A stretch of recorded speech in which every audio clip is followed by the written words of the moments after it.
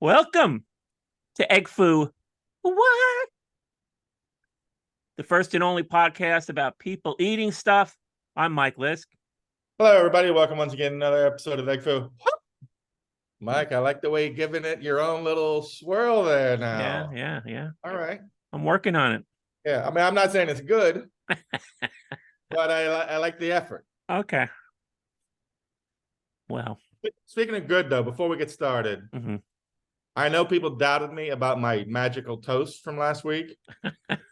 yeah, you got some criticism. Who cares?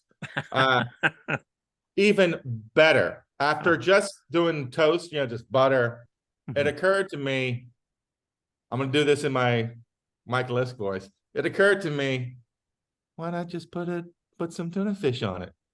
I'm working on it. I'm working on the impression. All right. Okay. So I made a tuna fish sandwich with it, and I should patent this. It is incredible because you get the outside, the crispy, crunchy toast. Right. The inside is like a beautiful, warm pillow of wonderful bread that's soft and inviting. And it's the double texture as you hit the tuna, which, sidebar, I hate to say, I've been killing it with my tuna fish lately. The perfect mix. Sometimes you do too much mayo. Because I like to do like 4 jars at once and then eat it throughout the week. Or as I'm standing there. My last 2 batches, the mayo to tuna fish ratio has been, dare I say, perfect. So, but anyway. How have you achieved this? Do you measure the mayo? No, just kind of luck and more stirring. More stirring. What kind of mayo? A little more aggressive with the stirring. Held back a bit on the mayo because usually what I do is dump the mayo, stir, instantly get tired of stirring, more mayo, and then all of a sudden it's tuna soup. Too much mayo is worse than too little mayo. So I dial it back at first, mix a little. Don't be scared to mix. And you're right, as I'm thinking about it, I should chill my fork before I use it to stir so heat may affect the mayonnaise or the fish. Good point, Mike. And stir, pay more attention to it like you would scrambled eggs or an omelet. And then both times, just the perfect amount. Because I do love mayo, so I'm going to always have a little more than like maybe you would. But I got to say, it's been... So, for those who are doubting me about this toast, try it with tuna fish. Off the charts. We're going to start getting money for this, Mike. Don't worry about it. You are about to be a rich man. Now, what mayo do you use? I'm a Hellmann's man, but I for my last one I switched to Duke's just because why not? Either one. Okay. Anything. And the tuna again is what tuna do you use? Oh, Bumblebee. Solid white albacore, Bumblebee. Okay. All right. In water. Yeah. I've had the Wegmans brand, and that's fine. Whichever one you kind of run into first. Yeah, but Bumblebee, it's more important. It's solid white albacore in water. Okay. Chill your fork. Do plenty of mixing. Easy with the mayo. Let it come to you on this perfect half toasted bread. You stir with a fork? I stir with a fork. Yeah. What do you do? A spoon. Well, then the mayo and stuff gets lodged in the spoon. Then you got to do the thwack to get rid of it. And then it never doesn't get stuck between the tongs of the fork? No. Not anywhere as much as it does in the bowl of the spoon or whatever it's called. Okay. I haven't made tuna in a while because there was a great Italian deli in Bayonne that I got. They had, like you said, the perfect ratio of mayo, and the tuna was great. So I got dependent on just picking up a large container of tuna there every once in a while. This Saturday was my last day in Bayonne. Oh, I'm officially out. So 30 years. Yeah, just about 30 years. Yeah. And so I thought as I was leaving Bayonne, I would hit some of my favorite food stops on the way out. So I started downtown at the 5th Street Deli. They have great macaroni salad, coleslaw, potato salad. That's what they're known for. I have a question. As you go into this journey, which I'm jealous of, were you worried you'd get emotional? No, you know what I was worried about? That I wouldn't escape Bayonne. That some calamity would befall me in the way of a car accident or something. Because in Bayonne, it's a whole different driving style. Just to make a turn, you have to like edge out just to see the other cars coming because you have no visibility. So you almost have to use the force. Use the force. May the force be with you in Bayonne. May the force be with you when you're driving around Bayonne and you have to make a left-hand turn and you can't see because you got to edge. It's called edging out. And sometimes you edge out at the wrong time. And then, of course, you get the horn. Of course, one of the last things I enjoy, I got a chuckle out of somebody, of course, it's a ritual in Bayonne, somebody blowing their horn because somebody is not moving fast enough at the green light. That's a Bayonne ritual. It's just like you're not moving fast enough in Bayonne. Somebody's going to give you the horn at the light, And I've done it myself. Some people get distracted by their phones. You got to, remind them, they're driving. So anyway, I hit the 5th Street Deli. Hold on. So all I asked you was, were you afraid you were going to get emotional on this food journey? Yeah. And what I got is a screeching rebuke of drivers of Bayonne, plus a bit of an existential crisis. Yeah. I didn't know if I was going to get out. I was like, am I going to get out? Is this really going to happen? This particular time or like forever? Forever. Like, okay. This is the last day. You were worried if you couldn't pull off this food tour, you'd never get out? I thought something was going to happen. I thought, like I could, it couldn't just go smoothly. And it didn't because, so I hit the 5th Street Deli and I got my salads, got a little attitude from the woman behind the counter, which was, fair, fair that she gave me a little attitude. How long have you been going to this place? Is this this was the place I was going least to. I mean, this is all the way downtown. So start low, build up. It's out of way. So now I'm heading back uptown in the Turnpike, and I'm going to hit Alex and Terry's, a great Polish deli, fantastic corned beef sandwiches, pastrami sandwiches, enormous, and they don't rip you off. They're not expensive. You like that potato pancakes, but what I didn't know, it was about 3:45 in the afternoon. I didn't realize they close early on Saturday. So they wrap things up at 4 o'clock. And I got there about 10 to 4. The door was locked already. Am I going to be an idiot and pound? I mean, I think people were still in there. No, I'm not. I'm going to let them go. They want to get out. I'm not going to be that guy, putting on a scene. Not as you're leaving town. Not as I'm leaving town. They want to leave a bad impression. And that would give time and opportunity to ensnag you to somehow have to stay in Bayonne and never leave. Yeah. Okay. So now I'm 1 for 1. Now I'm going to hit another an Italian deli, Or 1 for 2. Or 1 for 2. 1 for 2, yes. 1 for 2.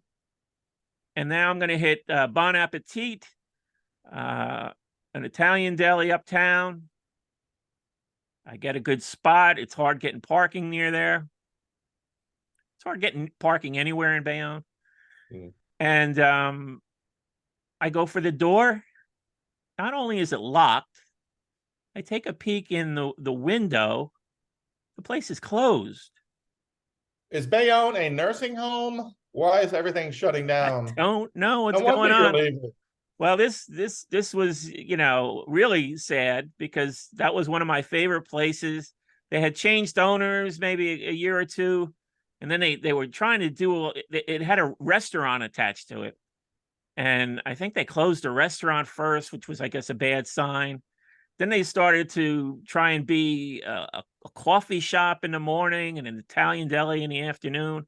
They brought in a pizza oven. They were making investments to try. Oh, I think they lost customers, and when it changed hands, I never noticed a big decline in the quality. But I guess maybe some people did, and they stopped going there. So that was sad. A little went out on a sad note with one of my favorite places is closed. So one I for was three. 1 for 3, yeah, which is not a bad average in baseball, but It should be better for being able to go into a restaurant. yeah, it should be better. It should be easier to do than hit a baseball. Yeah, a little. Hmm. So it was with some it was a little bittersweet departure from Bayonne. I did make it home, and now I'm Wait, that's it? that's it. That's your whole food trek? Well, 3 stops. I mean, went to one place and then 2 others were closed. well, how many stops did you think I was going to make? I thought it'd be more of a winding journey, like 10 or something. No, I couldn't stop at 10 places. I mean, and you only got to go into one. I only got one. Yeah, You should have just taken off and said goodbye, Bayonne, forever. Then, yeah. It was bittersweet saying goodbye to my barber the week before, and this was another disappointment. But my new life has begun in Howell. But I've been living here for 2.5 years anyway. Mm-hmm. It was just a matter of stop paying for that expensive storage unit I had in Bayonne, which is over. So I'm just, when I left Brooklyn, I realized not only was I emotional about leaving the people, but because I'd lived in the same building for 15 years, I'd gotten so used to seeing the same bodega, the same shop here, the same this here, the same guy sitting here, over and over and over. And so last time walking through all that stuff, I was super emotional. I was like, oh, the last time I'm going to see where I get my daily news, this guy, whatever. But you seem to be you got ice water in your veins. I mean, we know that. Well, I mean, like I said, I haven't really been living up there. I even got sort of, just annoyed because the parking situation up there. So yeah, the longer you're away from that, the more annoying it is when you revisit it. So let me ask you this. Is there an era of your years in Bayonne that if you could tip your hat and say goodbye to as you're leaving? Because it always gets me, like when a great baseball player or any athlete is retiring, and the last time they're walking off the field, their teammates come up and hug him and whatever. Yeah.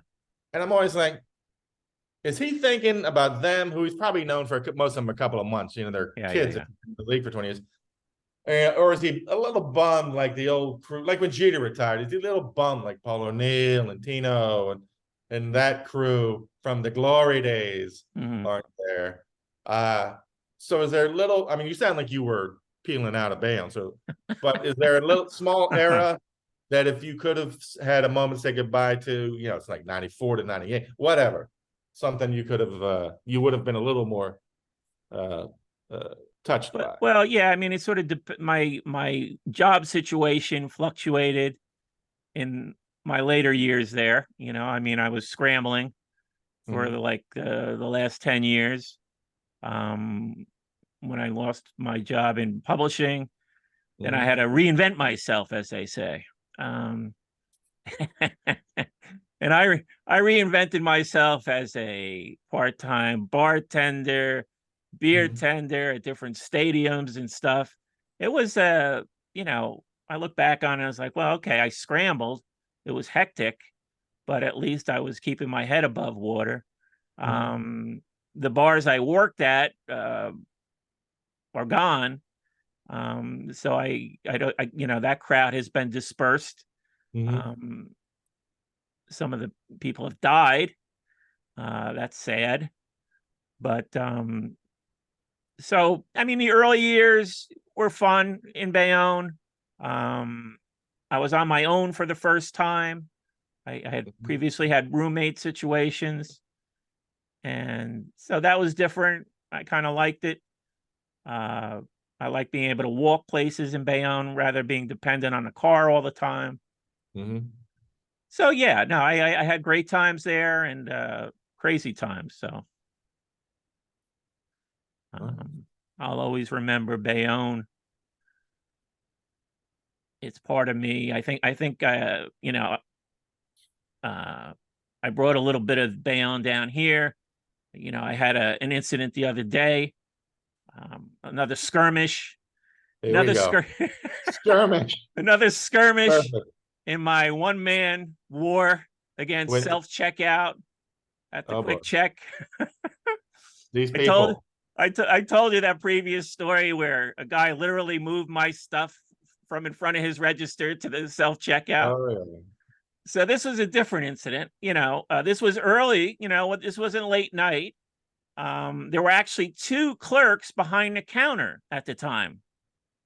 So I'm like, okay, well, somebody, you know, one of these people can help me, right? There's 2.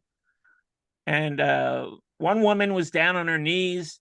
I don't know what she was doing, stocking some of those stupid cartridges for vapes, you know, which must be annoying. I can understand that being a new annoying job they have to do. But this other young lady was available. I said, you know, I just said nicely to her, you know, where could I check out, you know? And then the one who's on her knees, she jumps up and starts giving me sass. She's like, did she give you lip? Yeah, she was giving me lip.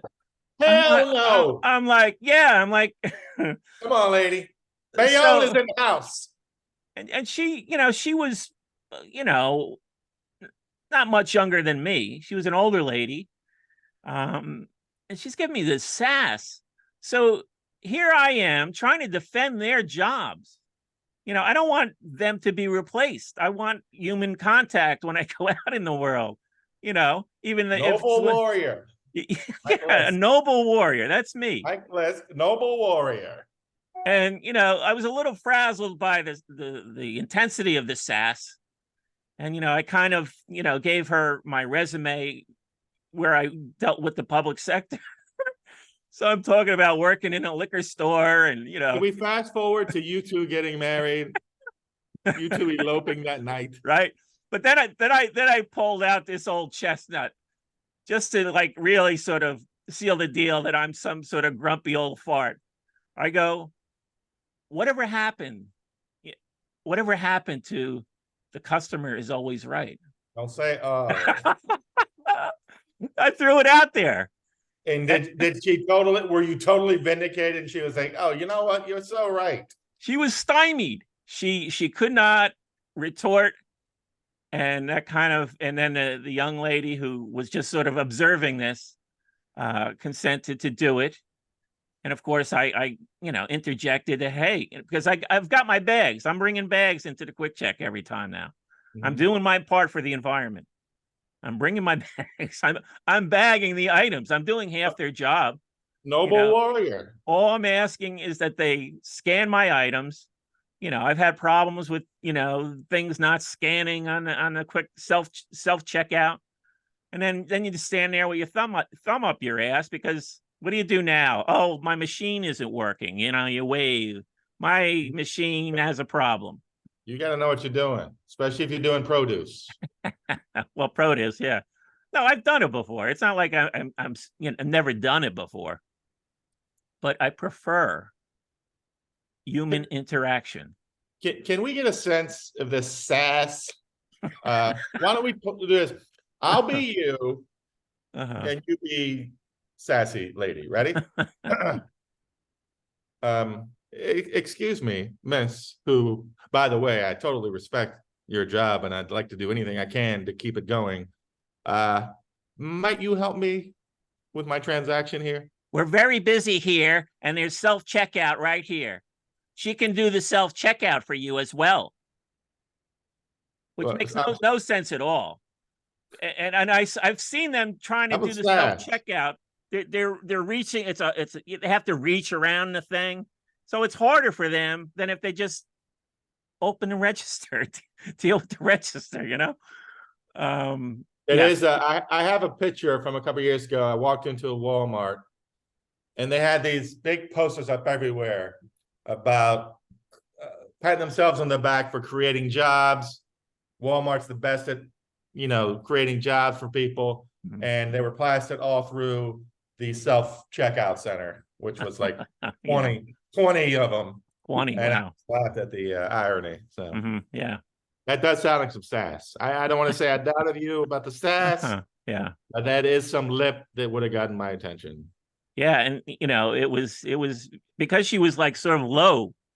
She was, like I said, she was practically on her knees and just sort of turned and lashed out. I mean, I felt like it was like a feral rabid attack dog or something. Right. That's like, really. And your first date with this lady is Yeah, I mean, I think I've had will they or won't they thing going here? I think I'm seeing sparks, Mike. I think I've had pleasant encounters with her before. It's never been an issue, but yeah, she was not in a good mood that day. I'm writing that down. Will they or won't they? Little Sam and Diane thing going here. Sam and Diane thing, yeah. Anyway, I suggested a new topic. There's a hot topic on YouTube. I thought maybe this would be a way for us to increase viewership. I don't know if you've seen it. I follow all these record guys on YouTube. All right, Mike, you can't announce that you're doing something to please the people. You can't let people see that. Well, it's not just to please the people, but to draw in more people. And these record heads have hit on a topic, and it's boosting their views, and they're all doing it. So I want to grab a little bit of their thunder and steer it over here. Is that such a bad thing? I am seeing more and more, and I'm getting hooked into one guy on Twitter. I'm sorry, Exter or whatever. Where they'll be like, let's not call it that. I know. Let's not go along with the stupid name. It's dumb. I'm not getting it. Yeah. I'm never gonna call it Exter or whatever the hell it is now. And I've done it on Xmas time over the years. Xmas, Twitter time. Did he steal it from you? Stole it from me. The best side one, song one on an album or close or whatever. Like a guy recently did 50 best B-sides, stuff like that's great. So I've been getting a lot of that. But yeah, the one that's going now is called the 10 records I listen to the most. So it's just 10 of your go-to records you've been going. Yeah, albums. Okay. Yeah. I try to, have a lot of variety. So I'm always still looking for things. I recently got into shoegaze genre. You know that? You know that genre? Are you the first person who is years old who is getting into shoegaze music? Well, I ignored it. Is Screamo next? No, I ignored it at the time. I listened to My Bloody Valentine, which is, they seem to influence all of these bands, and I was never a huge fan of them. But maybe just now it's like it doesn't matter what the vocals are saying, because the vocals are very buried in the mix. You can barely make out what they're saying. But I kind of like that swirling sound that they go for. Maybe a little chaotic. Mike Lesk, always evolving. But there's a compilation called Waves of Distortion. So I guess that's their nuggets, for shoegaze people. Yeah. Nuggets, which just celebrated its 50th anniversary, by the way. Sorry. Yeah. I saw some of I guess they were doing some shows at the City Winery. I've never been to that place. Have you ever been there? Well, the one in DC, I mean, I think they're everywhere. Oh, are they? Yeah. Okay. Is that where you saw? That's where I saw Soul Asylum. Right. Okay. Yeah, no, but I figured this is going to be like the best of that genre. And yeah, I kind of liked some of the stuff I heard and delved in a little deeper with the bands I kind of liked. But anyway, so this 10 records I listened to the most. Ever or just at this moment? it's, I guess, in your lifetime. So that's the Wow. way I approached it, because I read something recently that between the ages of 12 and 22 is when most people sort of find music, and they find the music they like, and they kind of lock in. And that's kind of it. I mean, I know people who still like the music from high school, and that's fine. High school, college, they're satisfied, I mean, not a lot of people go further than that, and they don't want to.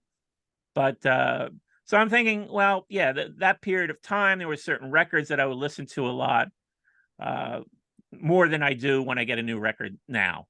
Mhm. So this record came to mind. Yeah. Bob Dylan's Greatest Hits, Volume 2. Well, that used to be everywhere all the time, no matter where you went, right? You see the visuals. Yeah. We're trying to be a visual podcast here. I don't hear them. I got this record. I mean, it's now it's old timey, the Yeah. old Columbia House Record Club. 10 records for a nickel or whatever the hell it was. Yeah. I think it was And 12 I for a so penny. that was literally my first Bob Dylan album. They had it in the record club. I Mhm. think I ended up getting some Kiss records at the same time, so that's shows I was all over the map at the time. So that's a bit of a wash. I wasn't very sophisticated when I got that record. That's But young Mike. when I got it, I mean, I played it, and I went through it side by side. It's a double album, and I just that's when I became a Bob Dylan fan. I've been a Bob Dylan fan ever since. Mhm. I guess How would you compare that to when I was a kid? The big one was Hot Rocks, the Stones' greatest hits. that was big in my circle of friends. Yeah, I mean, that's a good one. We played that a lot at my friend's house, where we played a lot of music while shooting pool. Oh, Um, tough guy. Shooting pool, and then he had a pool, so he'd shoot some pool and then go jump in the pool. That And is living the we'd life. be blasting records the whole time. This is a friend who did not care about his records. He would just throw them into a pile on the floor. So all these audio files on YouTube would be aghast at his treatment Did, of did you just snatch his him up and vinyl. take it yourself? What's that? Did you snatch him up and take him to a better home? No, I mean, I just tried to ensure that my records made it back into the covers. Yeah. But another Bob Dylan record I could just as easily have picked for just most plays, Blood on the Tracks. Always been a favorite of mine. I think that's my favorite Dylan album. Yeah, there's just something about it. The sound is unique. The songs are great. I A guess little the only song. less filler in that than some of the others. Oh yeah. It's a little tighter. I think the only song that, and it's a long song, is Lily, Rosemary, and the Yeah, but I like that. Jack. Like, even though it's kind of a goofy, I like it. Yeah, Jack of Hearts. Yeah. It's Johnny. It's Johnny, and Yeah, maybe too Johnny for me. Yeah, I get that. Uh-huh. But to me, it's a fun song. I like it. It's not a song I don't like. Like, it's not Right. a Yeah. But But yeah, that's Johnny music and herky jerky music is I don't know. I don't like either herky jerky or Johnny. You mentioned the Stones. I like Johnny better than Herky Jerky. Do you? Okay. That's why I've never been able to get into rap, because so much of his Herky, it's like South Star. Oh, I see. Yeah. So See, with me, it was like some of Roxy Music, yeah. the Sparks. Usually, I mean, with exceptions, I like a flow, like a melodic flow rhythm. Yeah. Probably why I love the Ramones. Yeah. There is So a fun. Rolling Stone record that made it. Of course. Exile on Classic. Main Street. Came out the year I was born. I can actually identify. I mean, it doesn't give away much on the spine, but I can actually identify this record by the spine now. Just I still enjoy listening to it. Side 3 was always a little difficult to get into, but you know, side 1 was killer. Side 2 is, kind of, you got Sweet Virginia on there, some country sounds. Then the weird side 3 with Ventilator Blues, and but then they come back on side 4 all down the line, and I'm always bummed out. Side 1 starts off with my favorite Stone song, Rocks Off, but then it does like Rip This Joint, some other blues thing. Right. I'm like, do we need that? I'm like, I get it. You like blues. Hip Do Shake. we need? I think there's 2 in a Hip row. Shake, but it's got Tumbling Dice on there too. That's great. Yeah. But yeah, Hip Shake or whatever. Yeah. Rip This Joint. Total waste of space after the great Rocks Off and Tumbling. And then there's another. What's the other song? Casino Boogie. Yes. So I guess Tumbling Dice and Rocks Off, which are 2 of the best Stone songs, period. Other than that, I could do without the other 3 songs on that side. But you seem to like it, so I can just go fuck myself. I guess that's what you're saying. No, I'm just saying it's. When did you get that album? That particular. It's a sprawling album. Yeah, a double album, so you get a lot of stuff. There's a couple more double albums heading our way. Think about double albums. They give you a lot to handle. You get your money's worth. So, and the more sprawling, the better, I guess, is the way I look at it. Of course. That's fair. Grateful Dead. What is that? Grateful I don't Dead. recognize it. Oh God, of course. You've never seen this album? You don't even know what it looks like?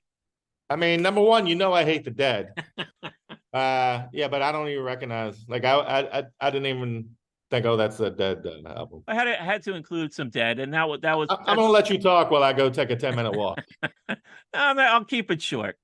But that record is, an entryway. If you don't like that record, then you're done. Yeah, I mean, if you can't see your way in with that album, which is for you, there's no jamming on it. They're all relatively, shorter songs. But actually, that record wasn't my entryway. I got a double album, Steal Your Face, which is sort of a mixed bag of. They just grabbed some live versions of songs and threw it together, and it's generally disliked by most Deadheads. But I didn't know better at the time, and it was one of the first albums I got by them. I used to listen to that all the time. Why do the Deadheads not like it? Well, it's not like, it doesn't have the real flow of the live shows. They're from '74, which is a good year for them. I like some of the versions of songs on there, but the Dead purists, they want full shows all the time. I see. They've always got, I guess they always have 3 hours to just listen to the process. They just have 3 hours available to them all the time to listen to a full show. I can deal with, snippets of shows, highlights. And that's what Steal Your Face was. But yeah, thumbs down from the purist on that one. And me. And of course, another one of your favorites. I just saw that today for some reason. Neil Young, On the Beach. Why did that pop up somewhere today? Oh yeah, you saw it? Yeah. My buddy Neil. Your buddy Neil. I used to come home in high school and just play side 2 all the time. On the Beach, motion pictures, Ambulance Blues. I became obsessed with those 3 songs on that album. So yeah, between that, I did learn an interesting Neil Young fact today. Can you name the first song Neil Young ever played in front of an audience? I'll give you a hint. It was a cover. That's a good trivia question. I have no idea, really. It won't be long. It Won't Be Long by who? The Beatles. Oh, It won't okay. be long. Yeah, yeah, Oh, okay. Really? Wow. yeah, Okay. yeah. Little trivia for you. I've never really heard him acknowledge much about the Beatles over his career, to tell you the truth. Splash that out at your next fancy welcome to Hal dinner party you're going to. And I'll put this up there for another favorite Neil Young. Mhm. It's a downer. It's not chipper. And I don't know what this record. Wow, this record's been through a lot. What the hell is that? Some sort of smudge. Is Neil Young generally known as being chipper? No, but he has his more rocking out moments. Mhm. This is rocking out at times, but it's a downer. He had lost a band member and a crew member to drugs, so he was not in a very good frame of mind. Mhm. But sometimes adversity can bring out the best in an artist, and I would say this was a good example of that. Mhm. This record feels like it's been water damaged. I thought one way I could have done it, because in my house we shared records, me and my brothers. Mhm. So I had three brothers listening to the records, and I can look at the spines of the albums and see the ones that are busting out. When it's starting to bust out along the spine. Oh yeah. Oh yeah. Doesn't take long. and just looking at some of the records, and it was always my youngest brother who would fixate on a record and just play it to death. I mean, the records I had to replace are the ones that he liked a lot, and he just would play it to death. That's what I did when I was younger. Yeah. A lot of Elvis Costello, Talking Heads. I'm looking at the spines and they're all busted out. I'm like, oh yeah, that's when my brother got into those bands. Busted out. They were busted out. Here's another record. Can we agree on this one? No. No? I can never love the Byrds or Graham Parsons. Sorry. Wow. Can't Okay. Anyway, this was pivotal, I guess, in my getting into some country music. This is a nice, We're looking at Sweetheart of the Rodeo by the Byrds, ladies and yeah, gentlemen. a nice What's your favorite transition. tracks on that one? What are your cuts? And then my brothers used to give me grief when I started getting into country music, because they were all rock and roll, and they felt like I was turning into a old fart, I guess. They Were used the to call Byrds used that to call bridge it to country Mike music for you? Sunday music, because a lot, on Sundays I'd relax. I'm not rocking out on Sunday. You rock out the rest of the week. Yeah, exactly. Monday through Saturday, Mike is a rocking. Can we rest with the rock on Sunday? If it's good enough, if resting is good enough for the Lord, it's good enough for Mike Liskin rocking. Here's an example of that busted out spine I was talking about. Yeah. Can you see that? Would you say the Byrds were the bridge to you liking country? Yeah, they were one of them. Bob Dylan, Nashville Skyline. But then I picked up, I don't have it nearby. The Smithsonian Institute put out this 8-record box set, classic collection of country. Mhm. And that was sort of my gateway as well. And I took a lot of grief for listening to country. I was still relatively young. And everybody around me is like, what's wrong with Mike? He's going soft. He's going soft. He rocks all week, but then Sundays he doesn't rock. There we go. All right, that's a good one. Now this is a this one my brother did destroy. I originally got the import. We're talking about London Calling, of course. London Calling, the Clash. Radio, Mike, not TV. The Clash, London Calling. I had actually gotten the import version, came out before it was released in the US. And I had gone to Bleecker Bob's So I was like, yeah, I was cooler than everybody else because nobody else had it. Obviously.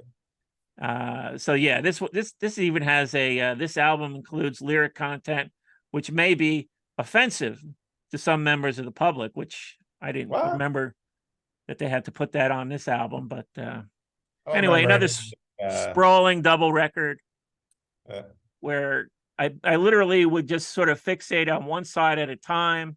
Oh, this is the best side, side one. Then side two. No, this is the best side. Side three, yeah, this is pretty good too. Side four, how do you rank the sides? I'm about to do it right now. Hold on, give me 10 seconds. I'm gonna do it right now. I don't know it off the top of my head, which is a bummer because 20 years ago I could have just done this in my head. I wouldn't have had to look at the track listing. Oh shit. Want to read them off? I go definitely.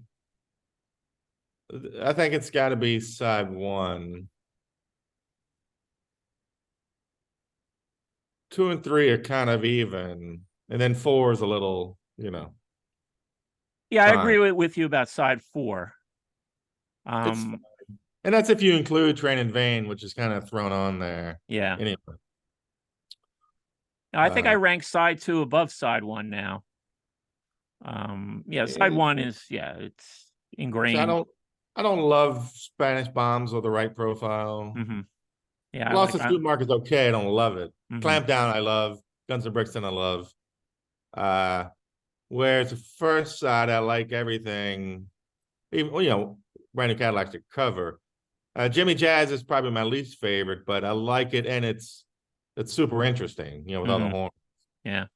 And then the third one I love, Death or Glory. That's the first song I learned how to play on guitar. That's probably my favorite Clash song. And The Card Cheat, which I think is one of the most overlooked. I agree with you. Yeah. Right? You never hear it brought up. It took me a while to come around to it. It's a big production number for them. Yeah, the piano. And it just keeps building and building. Yeah.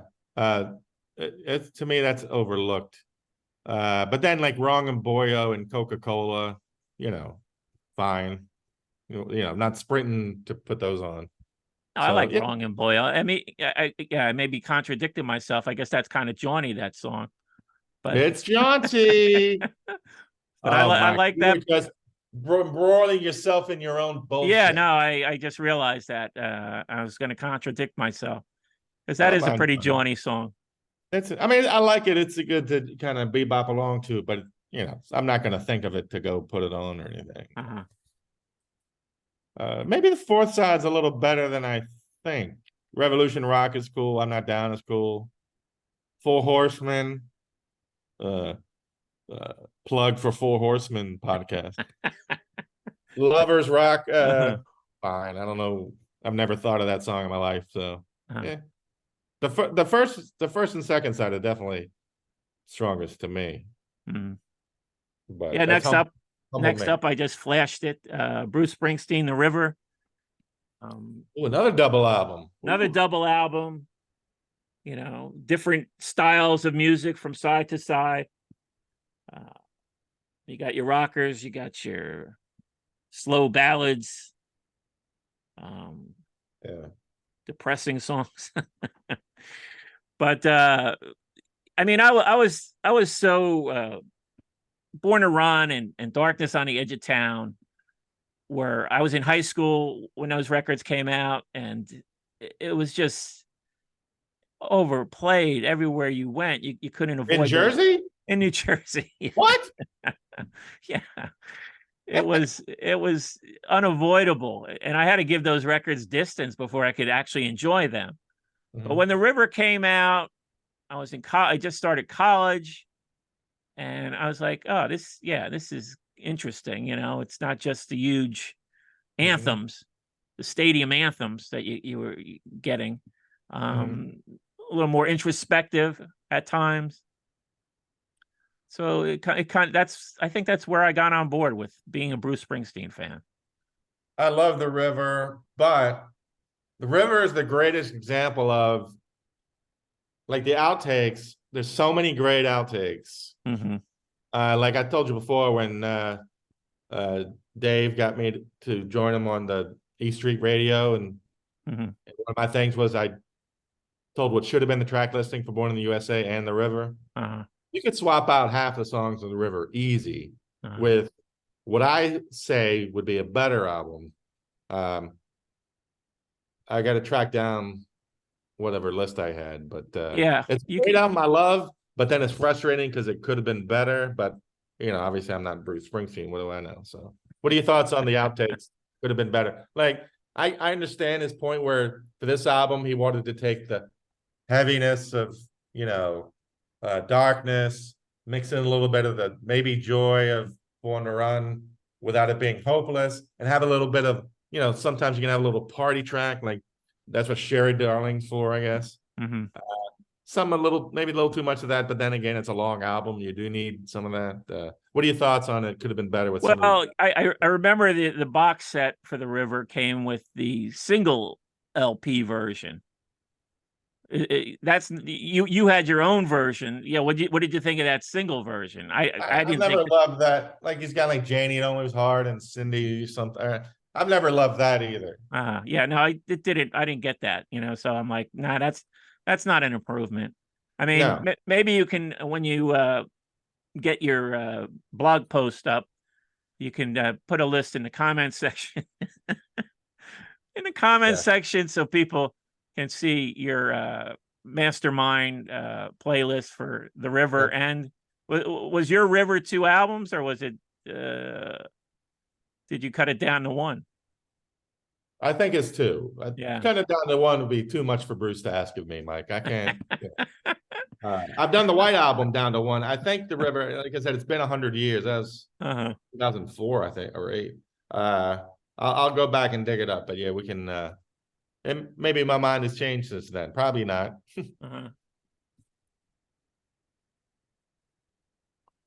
Big R&B fan. Al Green, Greatest Hits. Big Al Green fan. And it's fine there. That's one of my biggest regret. My 2 years living in Oxford, Mississippi, is he preached at a church. I forget where. It was like 30 minutes away. And I could never get anyone to go with me. I don't know why I didn't just go, but sometimes I would call the day before, say, is Al going to be preaching this Sunday? Say yeah or no. And I just didn't want to go by myself for some reason. Yeah. That's a bummer. I mean, he's not dead. Maybe he still does it. This is 25 years ago. I wish I'd just gone to see him. I mean, there's nothing I like less than going to church. But if Al Green is doing it, that's a regret. So I'm sorry. I cut you off when you were. No, but no. If I want to just hear some R&B, I'll pull that record. I really like his album, the Bell album. Do you know that album at all? It's got like sort of acoustic guitar on there. It's a little different, but that's another very got a lot of plays for me. So it was a toss up there. But the Greatest Hits, you can't go wrong. Yeah. Reverend Al. Sorry, buddy. We missed each other back then like ships in the night. Oh, there you go. Steve Earle, Guitar Town. I guess I'll just announce these because you never do. We'll have to work on that in rehearsal. I like this in the corner. They were actually plugging digital. It's digital. Cut to 2023. They're like, oh, I'm not getting this. This isn't from the original analog tapes. But strangely enough, and actually this is a promo copy. You see the corner? Promo. Oh, excuse me. So is that your favorite Steve Earle, or just one you've had the longest? Like, what's that? No, this is this was the first Steve Earle record, and believe it or not, my introduction to Steve Earle came in Bleecker Bob's in Manhattan. I don't believe it. One of the clerks was playing it, and I was like, "Wow, what is this?" Yeah. So it was unusual that you'd hear that type of music in Bleecker Bob's, because usually they're playing, pretty harsh music in there, punk rock. So to hear something like in Steve Earle playing there, I was like, what the hell is this? You know, caught my ear, and then I became another lifelong fan of an artist. I didn't know Steve Earle until right before I moved to New York, and our buddy Will played me New York City off of El Corazon. Oh yeah, that's a good one. You know our buddy Will, who thinks Waddy is the most handsome man ever born. That Will. I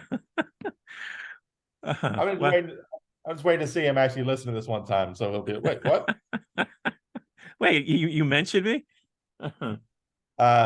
So that was the first time, and I still love El Corazon as a yeah, that's a great album. Desert Island album, yeah. And then another artist, self-titled, Lucinda Williams.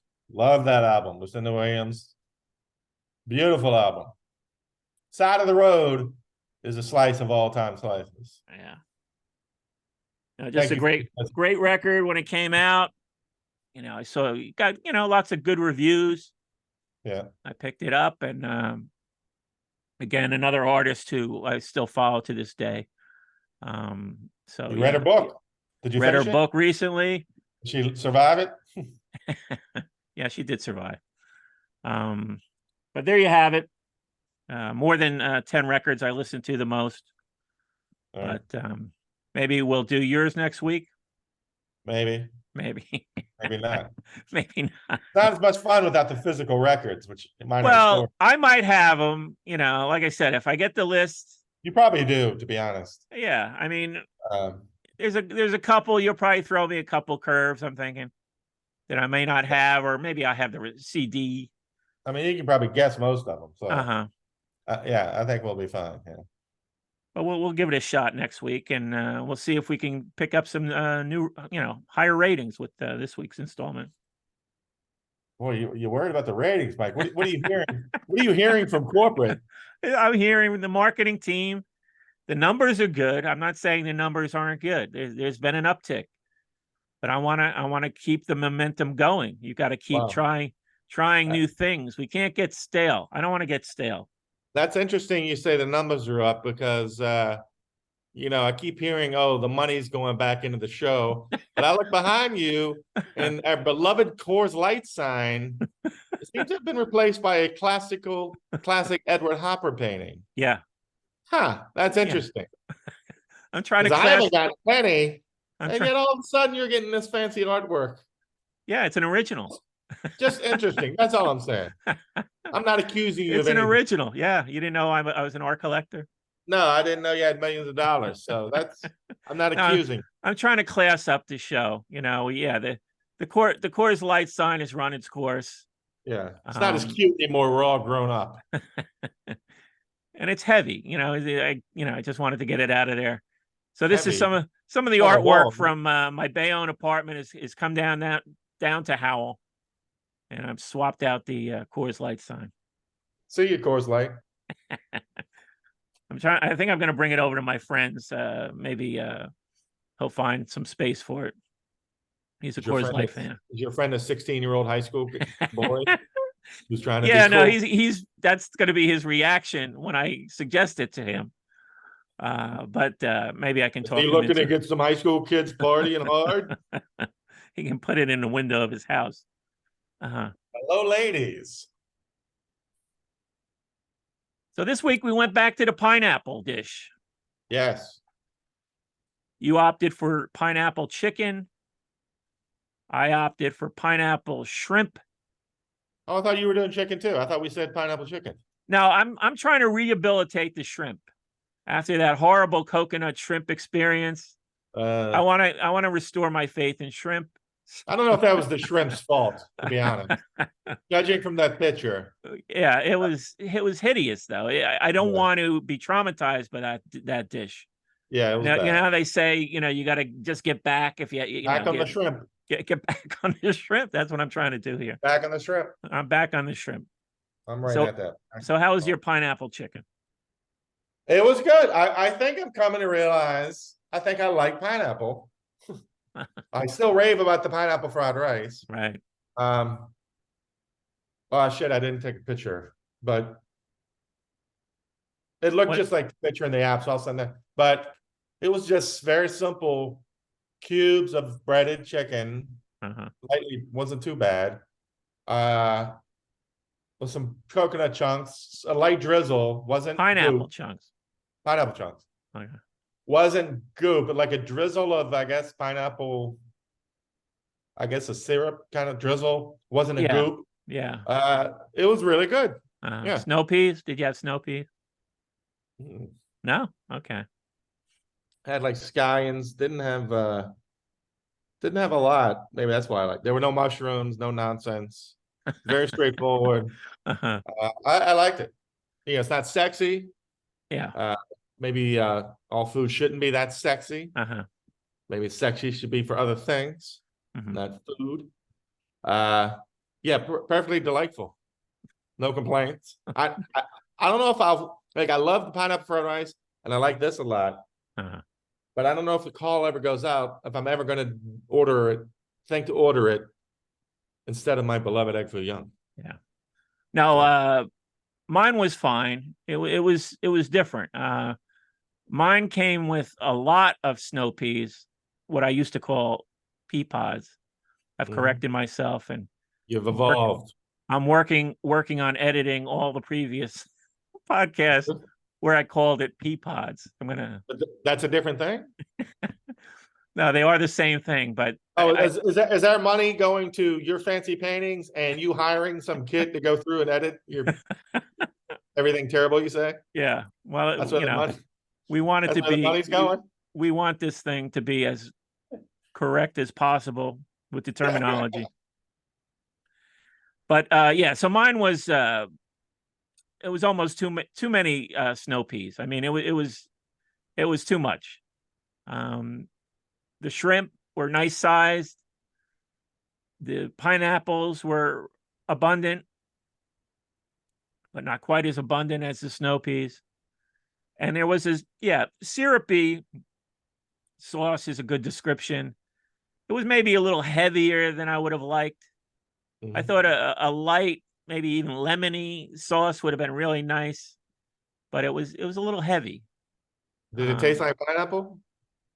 Well, yeah, I guess the pineapple being in the sauce, you get a little after. You're right. Little lemon would have been. Yeah, it would have been nice with a go for the full citrus thing, you know. Full sit. Mike List, go for the full sit.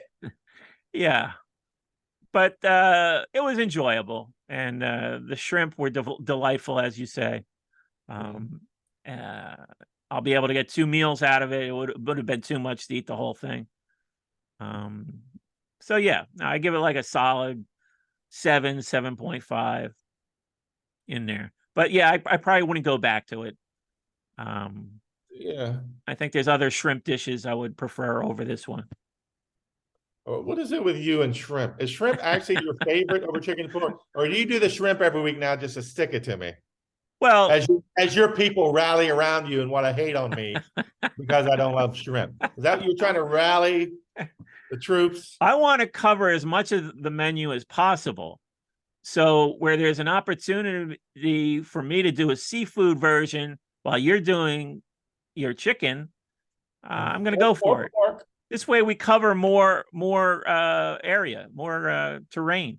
All right. Because if I even sense for a moment you're using shrimp to stick it to me, that's war, brother. Yeah, I don't know what we're gonna do. I'm looking at some of the future things that we haven't done, and there's a lot of seafood stuff. We haven't done a lobster dish. I mean, I'm assuming lobster is just as off base with you as shrimp, right? Yeah, it's equally as disgusting. But I mean, I've had no problem swapping out shrimp for good stuff. So yeah. Lobster may be different because I feel like things are built for lobster that are built for lobster. Might be tricky. But yeah, I'd give this is perfectly on my list of dishes I enjoyed. If it popped up, I'd be happy. It would take an effort to think of it. If I'm just randomly ordering Chinese food. But yeah, I enjoyed it. I give it a 7.2. Okay. That's respectable. Speaking Well, of disgusting, I feel like I've had a good run lately. I feel like I've liked most of the dishes. Like, am I crazy or no, I think you have. Yeah. look at me? There's some Which growth here, Mike. We're all evolving and optimizing yeah. That's the whole point of this podcast, to evolve the human race. But and get fancy art up on your but wall. now the next story is going to set back the human race. Oh God. Did you? This is food in the Tales of news. Mike. Food in the news. Food in the news. Did you see the story? And this guy, all right, Guy. this poor bastard. This poor bastard is going to have to live with this for the rest of his life. Did you see the story about the realtor accused of sipping milk from a seller's fridge? Mm-mm. So yeah, a lot of people have security cameras in their house. Yeah. And I guess this realtor is selling this house. The owners weren't there at the time. And he popped into their fridge. He grabbed a carton of milk and took a sip. The problem with that is, I got no problem. I'm not above. I'm doing work at your house. Pop in, check out your fridge. But really? And I love milk. Really? Okay.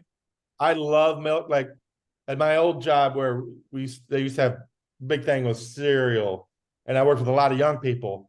Young people, I don't think drink milk, and every day, like 2 or 3 in the afternoon, I'd get a glass of milk, and they would look at me like I was an alien farting in church.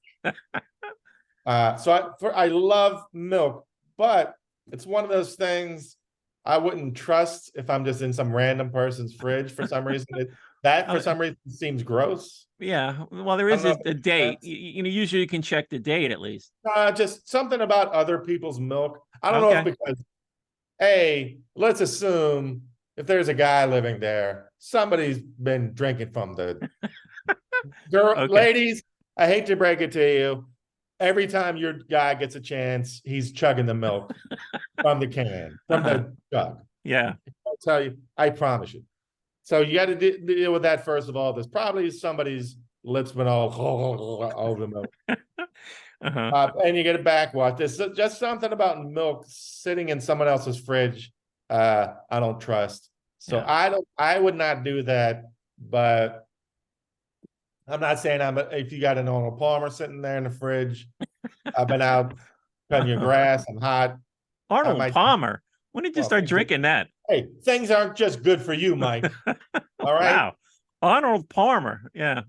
Arnold Palmer. I told you about my date with Destiny when I'm trying to have a little bit of entitlement at restaurants. Okay. That's usually, even if I'm ordering cheeseburger, I have to do the whole, I present them with the menu. May I please have a cheeseburger? Is the chef going to yell at me? So we're at someplace, and a buddy of mine is like, I'm going to get an Arnold Palmer. And I'm looking at the menu, and I'm like, they don't have an Arnold Palmer on the menu. And he's like, and this was a marina type, like a restaurant on so a lot of people on boats. So it's, and he's like, no, don't worry about it. They'll have it. And I was like, wow. I was like, and so he's like, just tell him you want an Arnold Palmer. And I was like, okay, man from Looney Tunes land. So the waitress comes and I totally choke, and I do a whole like, is it possible? Do you guys have an Arnold Palmer? And it's half tea, half it's them. And of course she's like, all right. Goes my buddy. He doesn't even look up. He doesn't even look at her. He's just looking ahead or whatever. Goes, Arnold Palmer. She's like, boom, got it. Great. So that's what I learned. So everywhere I'm at now, I don't look at the menu. I just say, when they say, what would you like to drink? I say, Arnold Palmer, please. But when did you get the taste for Arnold Palmer, though? I mean, that's kind of the only reason I know about it is we used to sell it at the PNC place, and some of the stadiums I worked at. I just started seeing all these IPAs, were popular, and then this Arnold Palmer, and then of course the White Claw came in. We went through the White Claw craze, but Arnold Palmer, I was like, what the hell is this? Yeah. How did you get a taste for that? Somebody offered you one, and you were like, "This is delicious," or? I think I'd never heard of it till I remember my first job in Manhattan. Guy that used to run out and get lunches for free, brought me one day, and I was like, "Wow, half lemonade, half tea." But yeah. So through the Arnold Palmer, I have worked up the confidence at a restaurant. Now I still walk them through, like I'm imagining there's a cheeseburger. You know, I assume they're going to yell at me, "Hey, idiot! I know what a cheeseburger. You just say cheeseburger." Yeah, like they're gonna go, what is this? A patties? So every time, ever since that, and that's been like a year, every restaurant I go to, I don't look at the menu. I just say, Arnold Palmer, please. And either one of three things happen. They, Arnold Palmer, great. Or they say no. Or they don't know if they have it. They don't know what it is. But from my confident tone of, you'll find out. What's that? My tone of entitlement, they assume they must have one. Okay, because I want it. You're speaking with such authority, such confidence. Yeah, they're like, "Oh shit, I must be losing my mind. We must have one." And then if they come back and say, "Hey, idiot, we don't have an Arnold Palmer," okay, well that's fine. But I forget why I started talking about an Arnold Palmer being the basis for my rejuvenation. Well, we were talking about this poor bastard who got caught sipping milk from a stranger's house he was selling. Anything but milk. Milk is gross to drink from a stranger's house. Yeah. So this poor guy, not only did he get, humiliated with this footage of him sipping milk, he lost his job, and now he's been fined over $15,000, which that sounds extreme. I mean, yeah. Would you have reported this guy, like, if you were the owners? What's that? Would you have reported this guy and gotten him fired? You know what? I wouldn't have. No, you're right. I mean, human beings are capable of doing things, and like you say, as somebody who's lived alone most of his life, I do chug milk. It's kind of like one less dish for me to clean. Yeah. But here's something that gave me pause, though. I have a question too after you. Okay. There were a couple factoids thrown into this article that I'm questioning, and I'm curious what you think. They said there was a study done at Clemson University in 2009 that found that milk drunk directly from the container has 8 times the number of bacteria floating in it versus milk poured in cups. Does that make any sense to you? Are they factoring in backwash from your mouth? Is that? Yeah, that's the first question, because that would be obvious. But if it's like breaking news, it must be something else. Because you'd assume backwash makes it. Yeah, but there's backwash when you're sipping out of a cup, no? I mean, your mouth is touching. Worry about someone else's backwash. Maybe. Okay. All right. I mean, it's just doesn't make sense, though. It's like, what changes from the jug to your glass? Mm-hmm. Other than someone chugging it, drinking from backwash. Mm-hmm. Yeah. And then the other fact, which I question, is milk drunk straight from the container will spoil faster. What? Yeah. How does that work? That makes no sense, Mike. That's what was in this article. The only thing I could think of, well, maybe you have the top off longer when you're chugging. Instead of just 1 second, or like, how long are you chugging? An hour? Well, if you're eating something while you're chugging, you have a couple. Makes no sense. You have a couple cookies, Both of those scenarios, whatever, make no sense. Yeah, I'm calling this garbage. But I thought I was going crazy. It didn't make any sense to me, these things. No, you're right. It doesn't make sense. But I'm wondering how they found out, as in every time they leave the house, do these people come back and check the footage from the cameras? Mhm. Or did they come back and say, wait a minute, this milk looks like it's a millimeter lower than when we left. Better go check the tapes, honey. Like, how does that work? How did it get busted? You know? No, I have a feeling just having a stranger in your house, you know, people are sort of naturally suspicious because you've seen so many horrible things that people do when the owners of a house aren't there. So yeah, everybody's paranoid that there's some lunatic on the loose in their house, even though But they've given this guy permission to be in the house. He's selling right. the house. And if you're so paranoid and worried about that, then you go check security footage. Number one, you have less of a life than me, which is remarkable. And wouldn't you be kind of happy then? That's the worst that happened. He drank some milk that you would just throw out. Yeah, yeah, I mean, exactly. You knock know, the $1.49 off his invoice. right? Yeah, I mean, You think you'd be, oh, thank God, all he did was chug some milk. well, that's what Great. you could bring it up if he, you know, apparently the house sold like a week later or something. Yeah, they could have brought it up then when he wants his whatever what do they get, 10% or whatever. He you could bargain that down, you know, 10%. do a little bit of extortion there, you know. Do a little bit of extortion on the way out. Hey, we got this tape of you. By the way, we've got this tape of you chugging milk out of our fridge. How about knocking down your commission? Now, what, you have to come watch Beverly Hills with me or else I'll tell? I mean, how much of a shitheel would you feel that you're the reason this guy got fired because he drank some of your milk? Fired and $15,000 fine. That's crazy. This is Canada, so maybe that. Oh, whoa! You're bearing the lead, Mike. With their newly almost single prime maybe minister. That's part of it, you know. I hate this couple or whoever owns this house. I don't want to say I hope their next house burns down. Actually, I do. I hope they're not in it, but they deserve some shitty karma because that's shit. If I may be so eloquent. Yeah. I mean, you know, I did come across, you know, again, every week there's some TikTok influencer in the news. Love your TikTok. There is a speaking of chugging, there's a chugging influencer, and this is a guy who just can Badlands Booker.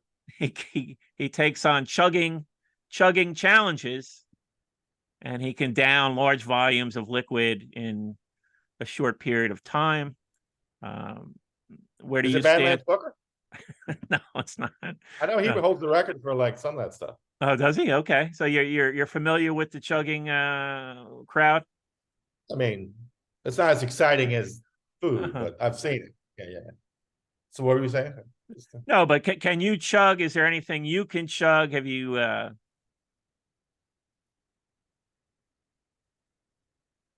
Let's see. I can chug a exhaust pipe. No. I mean, I chug like a normal person, you know. Okay. I don't think I'm breaking any records. But you never thought like, hey, you know, I can really. I've done beer bongs back in my day, you know, stuff like that. Yeah. But I've never tried the can I chug an entire milk or whatever in an hour? Or, you know, what about you? Sounds like you pose the question just so in return you can brag. So I can ask you. No, Mike, I do not. Chugger are you? And you go, oh, funny you ask. I'm the junior national champion of chugging. No, I have no experience in the chugging world. You know, the worst thing I've gotten, you know, sometimes in the summer, you know, I'd get back from a job or whatever, and I'd be, you know, just in a bad, you know, you just want a beer real bad, you know. And I call it gulping. Because usually I sip a beer, you know, I'm not in a hurry. What's the rush? What's the rush?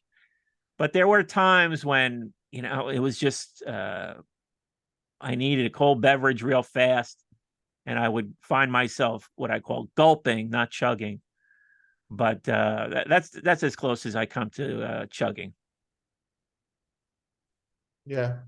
I mean, gulping is probably how I just normally drink. Hmm. I'm a barnyard animal. But yeah, I've never felt compelled to see how much I can chug it. Hmm. Other than nearby days, but I wanted to congratulate you on your video. Did it get any traction? I thought it was well produced. 0. Nobody gives a fuck.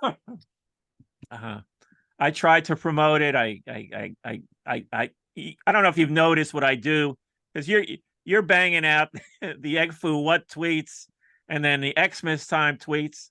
So on one day I'll retweet the Egg Foo What tweet, then the next day I try to stagger it. So I'm trying to max out the audience that sees this particular tweet. I thought that video was well done. You beat me to it. I thought I keep dragging it out. I've got that Hormel sitting in my cupboard. Let it loose, Mike. Set it free. Let it loose. Yeah, Exile on Main Street. Well, let me tell you something, by the way. Number one, that Hitler parody video a couple weeks ago that was brilliant. Yeah, no, that was great too. Yeah. That came and went. Nobody could have given less of a fuck. Nothing. I'm like dancing, doing whatever for these people. Nothing. Yeah. So all we can do. I'm not going to threaten that I'm going to. All we can do is keep putting it out there in the world, and maybe one day, probably when we're long gone, somebody will discover the brilliance of Egg Foo What. We'll be Emily Dickinson. It's dead for 100 years before anybody gives a shit. Yeah, Emily Dickinson. That's a good segue for me. Have you ever read? Let me stop. Hold on 1 second. The Hormel Cheez-It thing not only made for brilliant cinematography that nobody cares about, and I even made it in Marvel. It was fantastic. I had to throw it away because I tore through half of it. Okay. It was incredible. I'm not even joking. I was just going to say, did anybody else enjoy it with you? And I was by myself. So yeah, okay. It was fantastic. I'm definitely making it again. I didn't remember the detail where you added the cheese on top. The mozzarella and the Mexican cheese. Layer. Little smiley face on the top. Yeah, no, it was cute. I thought it was great. You're doing some good work. Not good enough for the fans, though. They don't care. Just like the Hitler well, maybe video. they enjoy it, but yeah, maybe they're tired when they saw it and just, they're tired. Oh, they're all coming in from the field. Hit that like button. They hit that like button to retweet. Yeah. Yeah, I thought it was just the Hormel and the Cheez-Its. Come on, next level. You got a next level there. Yeah, no, I don't have the mozzarella in my fridge, so I'm gonna have to pick up a couple items if I'm gonna do it the way you did it. We should be getting sponsored by Wegmans. I gave them plenty of. You have. So you mentioned Emily Dickinson. Emily Dickinson, famous American writer. I just picked up the Charles Portis. This fizzle. Oh, Charles Portis he just finally got the Library of America treatment, collected works. It's got his 5 novels and stories and other writings. So it's a great bargain. And one of the things I like about these books, the Library of America, they'll have a chronology in the back of the writer's life, and they're interesting. I like to read the chronologies. And so I read this Charles Portis chronology, and he mentions a book that literally, I guess it was the book that inspired him. He called it a revelation. Was it Williamsburg Rats? Good. Yeah. I mean, I want you to slip in your plugs as often as possible. Always. I want you to benefit. How are those sales going? Are they up or? Well, Slow to Okay. non-existent. You've gotten a Slow to few. very Okay. slow. Well, it's a good Flowing summer by the book. month. Yeah, we should have plugged it as a summer book. Take it to the beach. That's true. You Yeah, know, sure. take it. It's a beach book. It is a beach book. But anyway, so, Where was our marketing department when we needed them before the summer started? yeah. So anyway, Charles Portis mentions that the book "Look Homeward, Angel" by Thomas Wolfe. Mm-hmm. I see. What was an inspiration for him. Have you read that book? No, I never got into Thomas Wolfe. I don't know. I think you would like it. I mean, I'm only like 4 chapters in. I mean, I bought this book a long time ago, and then I saw some criticism of him that that he's kind of a how would you say, Douche. no, maybe just that he's sort of he overwrites. He just I guess sort of the same slam that Jack Kerouac sort of gets. He's not a stylist. He's just cramming everything in there. But I thought that's a style that you liked. I thought you like, you know, sentences with curly cues on them, and kind of going for cues. going for broke. Stuffing these sentences. It's interesting so far. I mean, the first 3 paragraphs, I read it and I'm like, what the fuck is he talking about? I didn't know what he was. Literally the first 3 paragraphs, I'm like, oh my God, is this whole book going to be like this? Because I did not know what the hell he's talking about. But then it kind of settles down. I mean, it's a story of a young man. Actually, the book is very autobiographical. Which one is it? What's the name of it? I'm going to write it down. Look Homeward, Angel.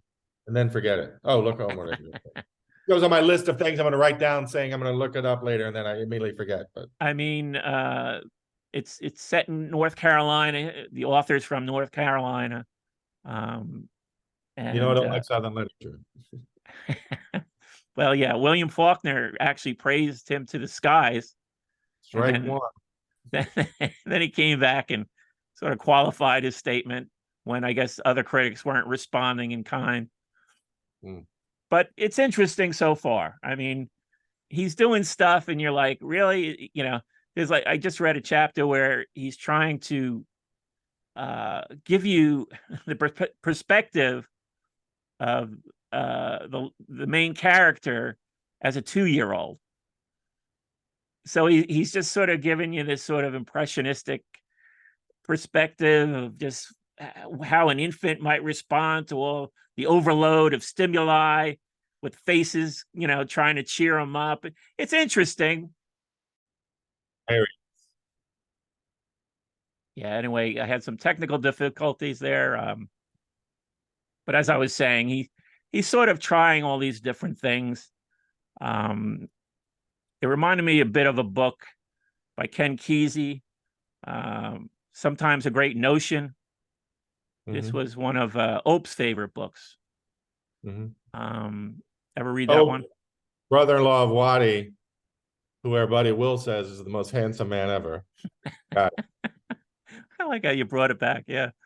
Yeah. Now, the last year or two, I'm trying to ease my way into more contemporary fiction, not contemporary, but although I am just now finishing Oliver Twist, but I'm trying to read more books written in the last century. So I should read Look Homeward, Angel. Yeah, I think I'm not reading Ken Kesey because I'm not a hippie on acid. So sorry. I'm not sitting around listening to the Grateful Dead, reading Ken Kesey, asking, do you see the same blue that I see? I think you might like Thomas Wolfe. Yeah, the way it reminded me of Sometimes a Great Notion.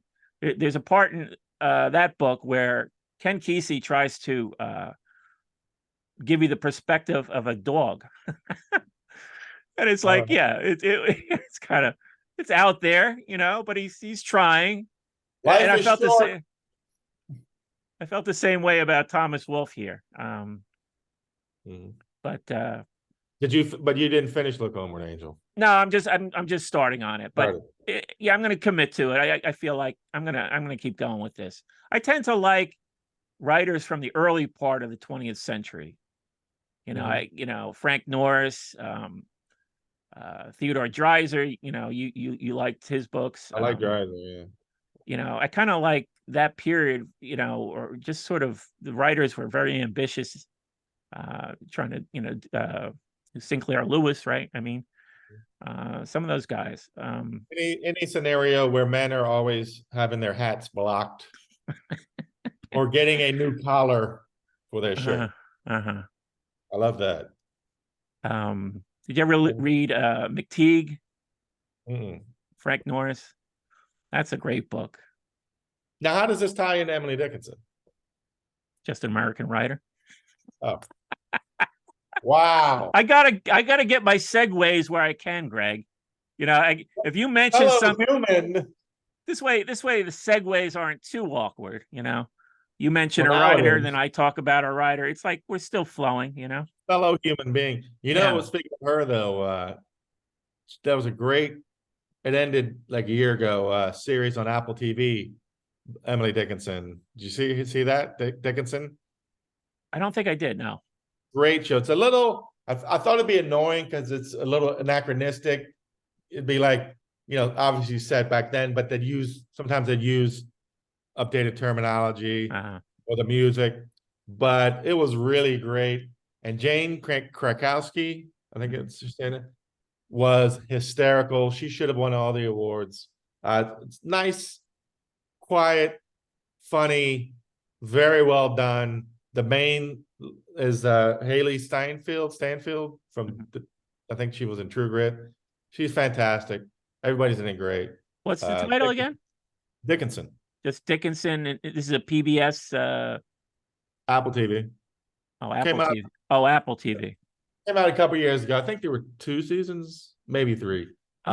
Really good. Really? Okay. Yeah, I hadn't heard of that at all. Well, crack a book open, so I'll learn something. That's all I'm saying. Crack a book open. That's watching TV now. That's watching TV, which is your specialty. TV about a writer. Yes. Okay. So you got smarter while watching TV.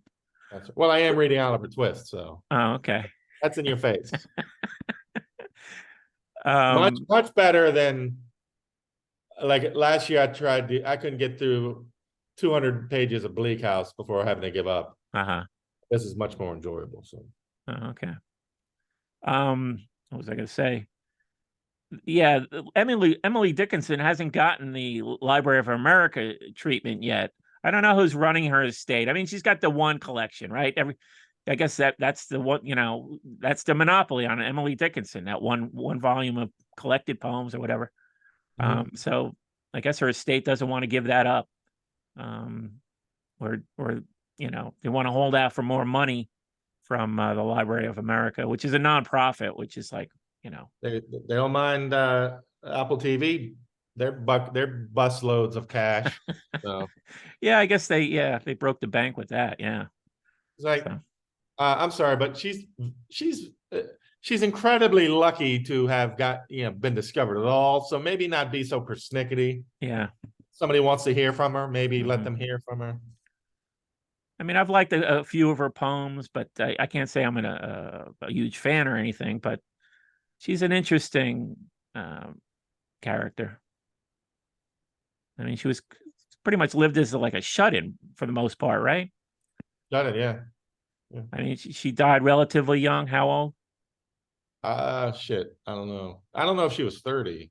Thomas Wolfe. Yeah, Thomas Wolfe was only like 37, I think. Is that right? Yeah, he had a short life. He died of pneumonia out in Oregon or something. Highly recommend Dickinson on Apple TV. Okay. Well, I think that just about does it. Can I tell you something super weird that happened to me? Okay. So you remember 20 years ago, I was hopelessly in love with a young lady who didn't return as much love. Right. Wanted to, but I was a loser living like I lived, and looking back, it's a miracle I got any time with her to begin with. But anyway, so one of my memories of her, and I allude to this in my first novel, Williamsburg Rats, which you can purchase for only $11.99 on Amazon.com. Sometimes I would go shopping with her. And back when you're courting a young lady, you have to go clothes shopping with her, pretend you give a shit.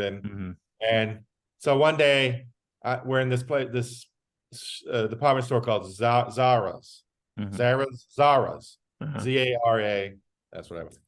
And I'm holding a bag while she's trying something on, and I'm like, well, this is perfect. Like, this is what it's become. In the friend zone, I'm holding her bag.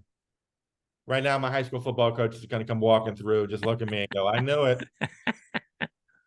So I've always had this stuck in my head, Zara's. So for some reason yesterday, I was walking to the train and I realized there's a Zara's right there.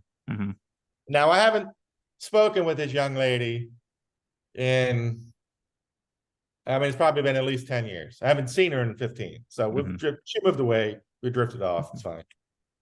And I looked at it. For some reason, I took a picture. And I was like, gee, I haven't spoken with this young lady. I'm so mysterious. But I feel like I should just take a picture of this I don't know why.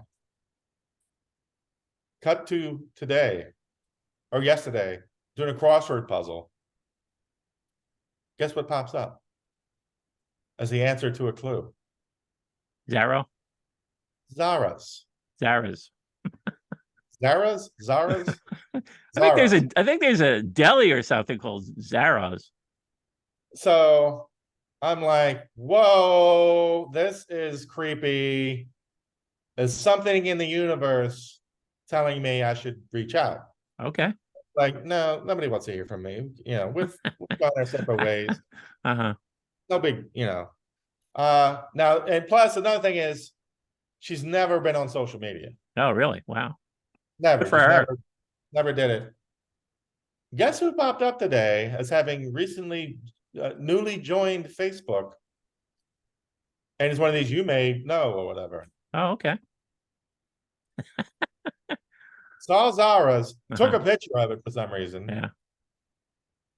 Pops up as the answer in a crossword puzzle I was doing. And all of a sudden, this person who I associate this clothing department store, which I wouldn't know exists, like all the others to me, all of a sudden pops up on social media for the first time. Wow. Is this crazy? Did she friend you? No. I don't know if she knows I'm, Well, you're telling me you didn't even send a friend request? No, I will. Oh, all right. Well, what are you waiting for? I'm being cool. The universe is giving you all these signals. This is the one. And you didn't follow. You didn't follow through. She's married. Oh, okay. Well, that's all right. You could be friendly with somebody. But she is the young lady. I've said that word a lot. For whom I made the mixtape we talked about. Okay. 6 months or whatever. The greatest mixtape of all time. Well, that could be. You could say we talked about my greatest mixtape of all time. You might find it humorous. She might. So I feel like I'm usually not a things happen. Seems a bit odd. What do you make of this, Dr. Mike? No, I think, like you said, all the signals are being received, and you didn't follow through. Well, it just happened. You didn't follow through. It just happened. Well, if you saw it, your immediate response was to send her a request. Despite her marital status, you can be friends. She was part of your life at one time. Of course. Yeah. I guess I was just sprinting breathlessly to see what Mike thought. Is this life advice? Did I just give my first life advice? No, I have one picked out. Do you? Are we going to do it? Yeah. Oh, okay. See how I worked that segue in there? Ah, shit. I don't have it queued up. It's on All my right. We can get it next week. You're Okay. getting some feedback. I've seen you putting it out there. Yeah, well, yeah, it's not a video I've slaved over for hours, so people notice it. So, people care about that. Uh-huh. So. All right. I'll ask you if you got a fortune cookie. My streak of fortune cookies is over, or it still continues. When's I the, can't remember I the guess last time the I got one. question now is, when's the last time you got one? When's the last time I got one? It's been a while.